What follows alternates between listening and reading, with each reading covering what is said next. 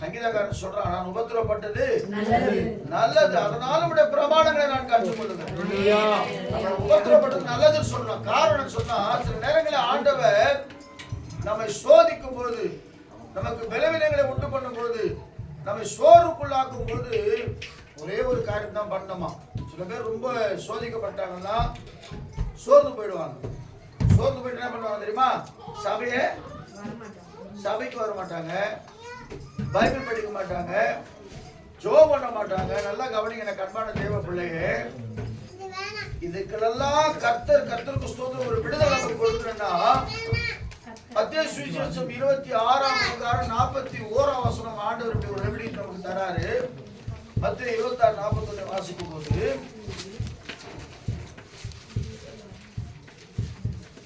மத்தேயு 26:41 சோதனைக்கு உட்படாதபடிக்கு விழித்திருந்து ஜெபம் பண்ணுங்க. ஆமா, உங்க ஜெபத்தை ஒருபோதும் விட்டுடக்கூடாது. எவ்வளவுதான் சோர்வு வந்தாலும் சரி, பலவீனம் வந்தாலும் சரி, போராட்டம் வந்தாலும் சரி, பிரச்சனைகள் வந்தாலும் சரி, பாடுகள் வந்தாலும் சரி, வியாதி வந்தாலும் சரி, எது வந்தாலும் சரி, தேவ சமூகத்துல ரொட்டீனா ஜெபிக்கிற அந்த ஜெபம் மாத்திரம் நம்ம ஒருபோதும் விட்டு விடவே கூடாது. ஒரு நாள் வரும், கர்த்தர் நமக்கு நியமித்திருக்கிற அந்த நாளிலே பெரிய அற்புதங்களை செய்கிறவராய். எப்படி தெரியுமா?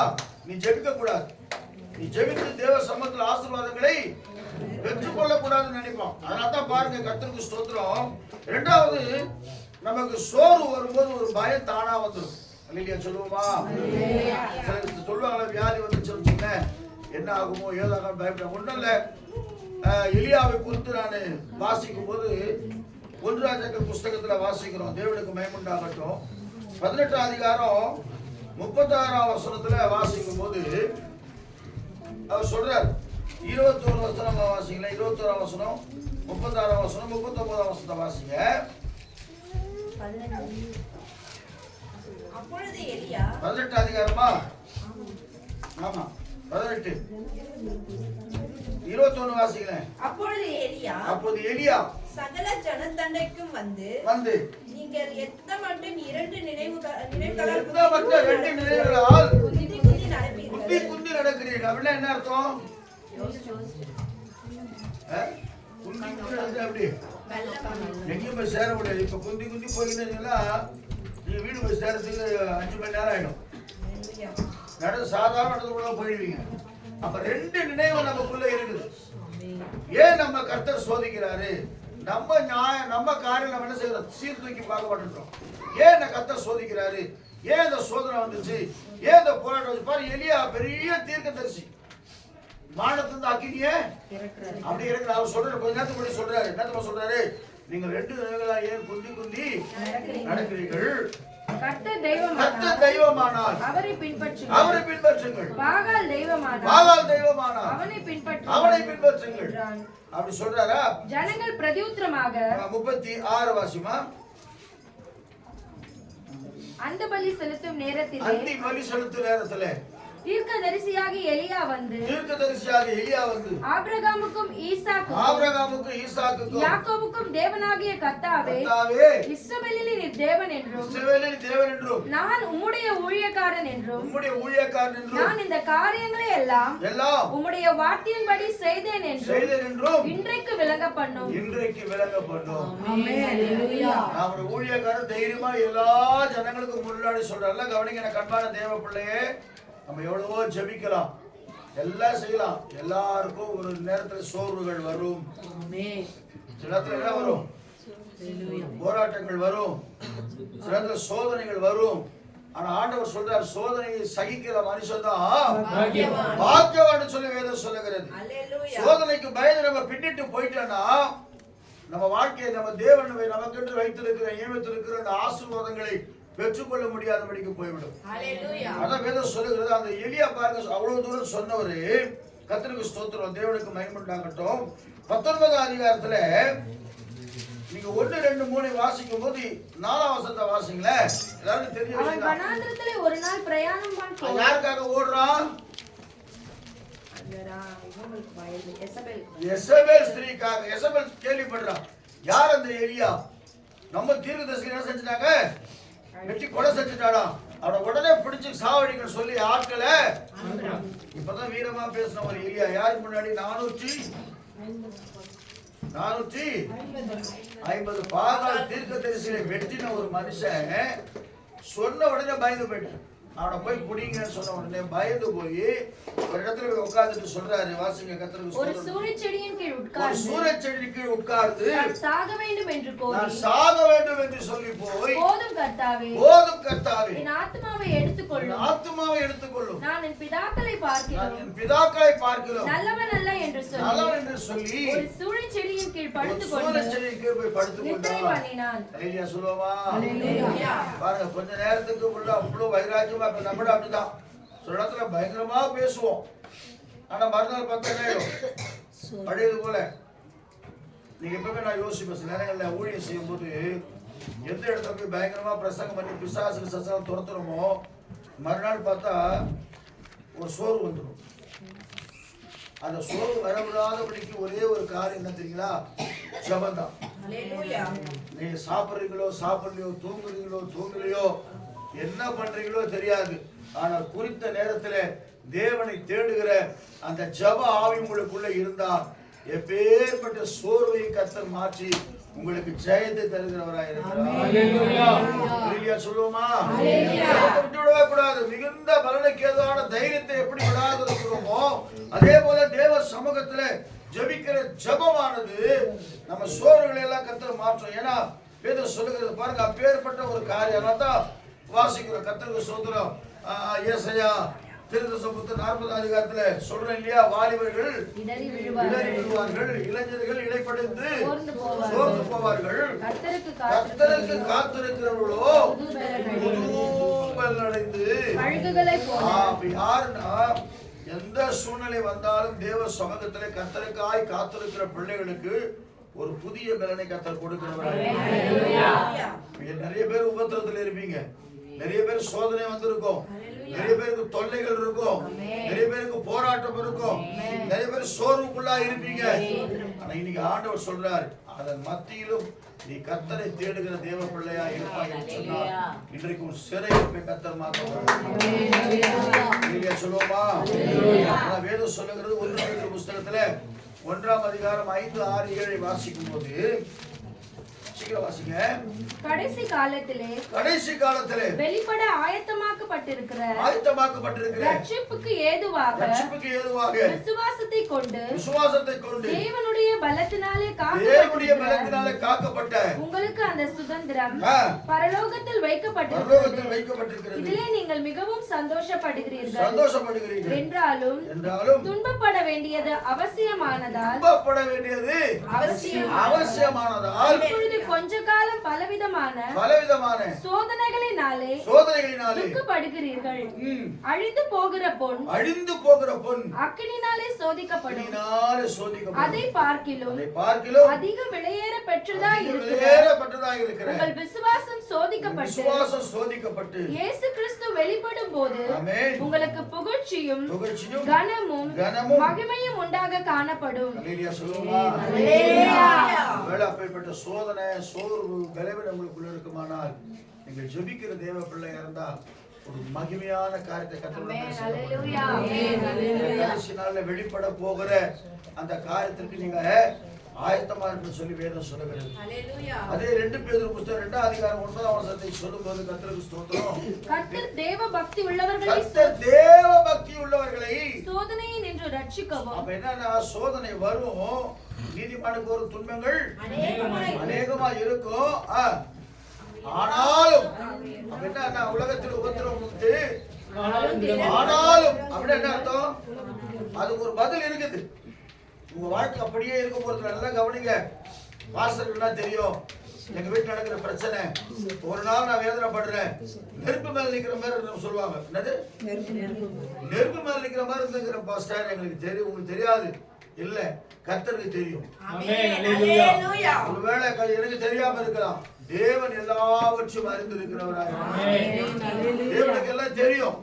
நீ படுகிற கத்து, ஏன்னா அதனாலதான் சொல்றாரு வெளிப்படுத்துற விசேஷத்துல கர்த்தருக்கு ஸ்தோத்திரம் 3ஆம் அதிகாரம் 10ஆம் வசனத்துல அவர் சொல்றாரு, தேவனுக்கு மகிமை உண்டாகட்டும், வெளிப்படுத்தல் 3:10 வாசிக்கும் போது என் பொறுமையை குறித்து சொல்லிய வசனத்தை அவன் நான் எவ்வளவு பொறுமையா இருந்தேன் என்பதை நீங்கள் அறிய வேண்டும் என்று சொல்லி கர்த்தர் சொல்றார். எவ்வளவு காரியத்தை பண்ணாங்கல்ல அவருக்கு.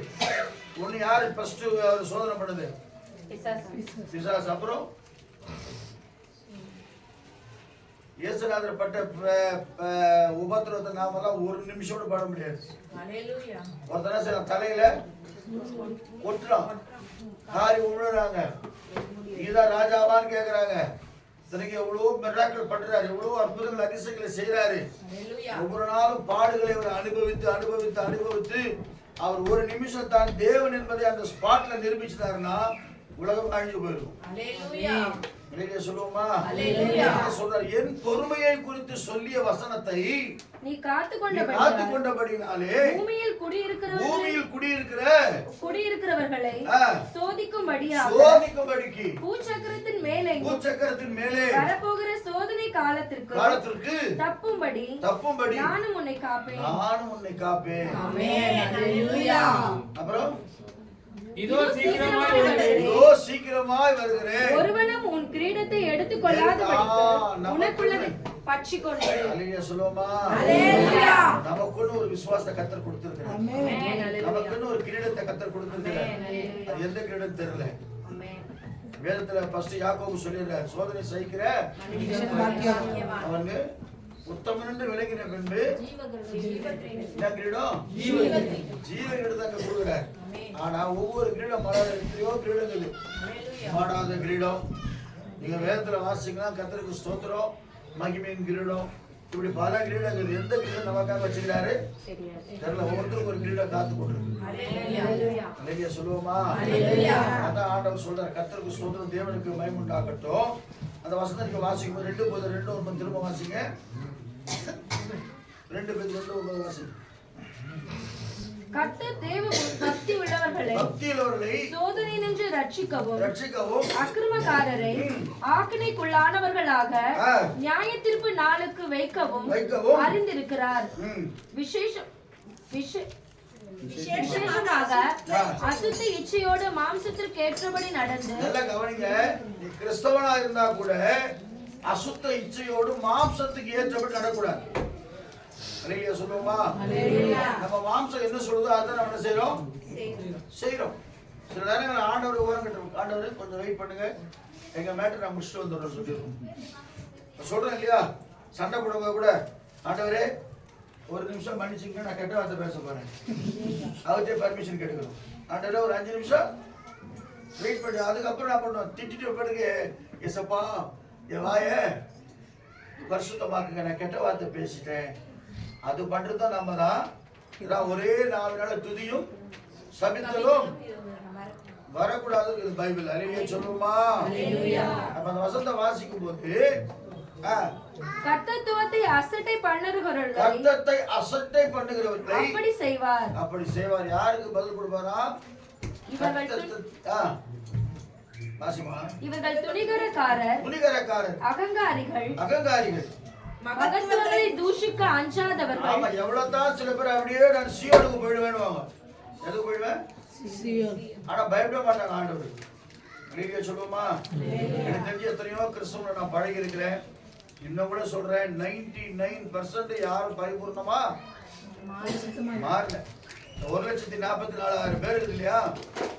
இயேசு கிறிஸ்து மரித்து அடக்கம் பண்ணப்பட்டு 3ஆம் நாள் உயிர்த்தெழுந்து இன்றைக்கு எத்தனை வருஷம் ஆச்சு? 2026 வருஷம் ஆகுது. இந்த 1,40,000 ஃபில்அப் ஆகலையா? ஆயிட்டுக்குமா ஆகலையா? இன்னும் கொஞ்சம் பேர் இருக்காங்க. இன்னும் கொஞ்சம் பேர் இருக்கிறாங்க. அப்பனா எவ்வளவு ஃபில்டர் பண்றாருன்னு பாருங்க ஆண்டவர். ஸ்திரீகளால் கரை படாதவர்கள் இது பைபிள். ஸ்திரீகள்னா பெண்கள் ஒரு பக்கம் இருந்தாலும், ஒரு பக்கம் சபையை குறிக்கும். உபதேசத்தால் கரைப்படாதவர்கள், கர்த்தருக்காக வாழ்கிறவர்கள். இயேசு கிறிஸ்து எங்க இருக்கிறாங்க அவங்க அங்கதான் இருப்பாங்க. அதான் ஆண்டவர் சொல்றாரு, நான் எங்க இருக்கிறோனோ என் சீசன் அங்க இருப்பான். அப்ப இப்படியெல்லாம் ரொம்ப பரிசுத்தமா வாழ்கிறவர்களை தான் கர்த்தர் பரலோகம் அழைக்கும்படியே வருகிறார். அல்லேலூயா சொல்லுவோமா? அடிக்கடி சொல்ற காரியம். ஏன்னா வேதம் சொல்லுகிறது, கர்த்தருக்கு சோதனை. நீதிமானை கர்த்தர் சோதி தருகிறார். யாரு? நீதிமான். அப்ப என்ன அர்த்தம்? நமக்கு சோதனை வந்து நம்ம யாரு? நீதிமான். நம்மளே சொல்லி வேண்டியதுதான். ஹalleluya. என்னன்னு? நீதிமான். நான் இயேசு ரத்தத்தால கழுவப்பட்டவன். எந்த சோதனை வந்தாலும் சரி நான் கர்த்தருக்காக வைராக்கியமா இருப்பேன்.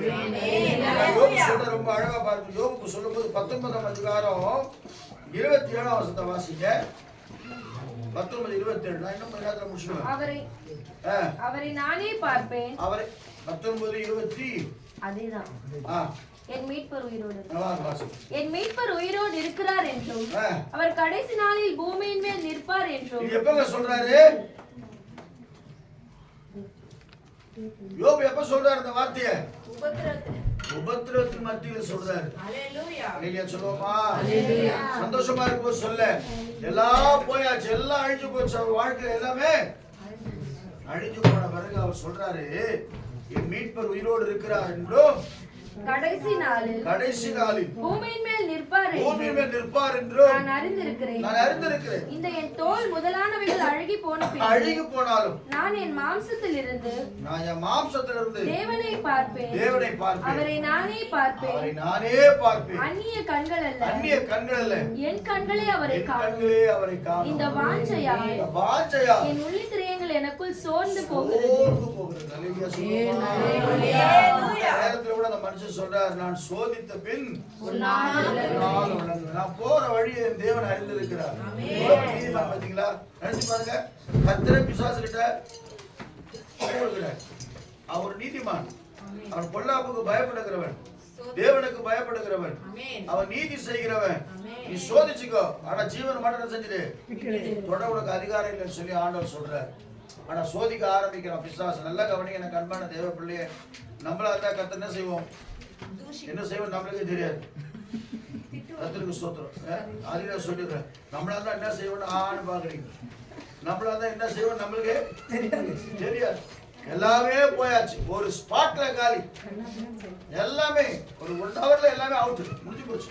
கடைசியில சரீரத்துல வியாதி, கொப்பளங்கள் வந்து ஒரே அருவருப்பு, பார்க்க முடியாதபடிக்கு முகமெல்லாம் மாறி போச்சு.